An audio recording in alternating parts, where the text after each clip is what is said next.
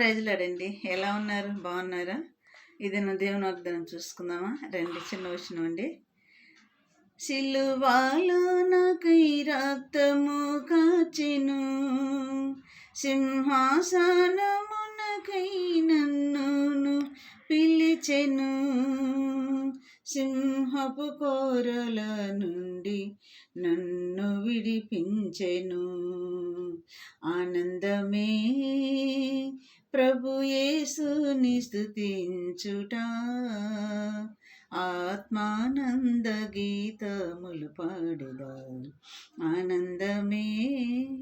ఇది నా దేవుని వాగ్దానం చూసుకుందామండి. కీర్తనలు 65వ అధ్యాయము 10వ వచనం చూసుకుందామండి.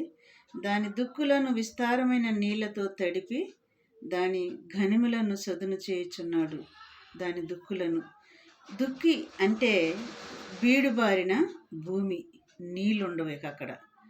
అది నీళ్ళు లేని భూమి అయితే దుక్కి అంటారు. మరి ఆ దుక్కిని నీళ్ళతో నింపి తడుపుతానంటున్నాడు మన దేవుడు. ఏమనంటే దాని దుక్కులను విస్తారమైన నీళ్ళతో తడిపి దాని గమ్ములను కూడా చదును చేయుచున్నాడు. నీళ్లు లేకున్నా భూమి చదును కాదండి. అందుకని ముందు నీళ్లతో నింపి తర్వాత చదును చేయుచున్నాడు. వాన జల్లుల చేత దానిని పదును చేయుచున్నాడు. వాన జల్లుల చేత దాన్ని పదును చేయుచున్నాడని ఇక్కడ దేవుడు మనతో మాట్లాడుతున్నాడండి. చదువు చేయటం అంటే భూమిని సాధన మంచిగా పంట వేసినప్పుడు మంచి పంట రావాలని భూమిని సదును చేస్తారన్నమాట. అయితే మరి అది మొలకెత్తగా భూమి సదును చేశాడు, భూమిని తడిపాడు, అది భూమిలో విత్తనం వేశాడనమాట. అది మొలకెత్తగా నేను దానిని ఆశీర్వదిస్తానని దేవుడు చెబుతున్నాడు. ఇది నువ్వు వాగ్దానం అండి.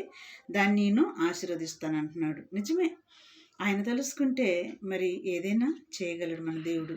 అహరోను కర్ర మందసములో పెట్టినప్పుడు అది కర్రగా పెట్టాడు దేవుని మందసములో. అది చిగురించి పూలు పూసి కాయలు కాసింది.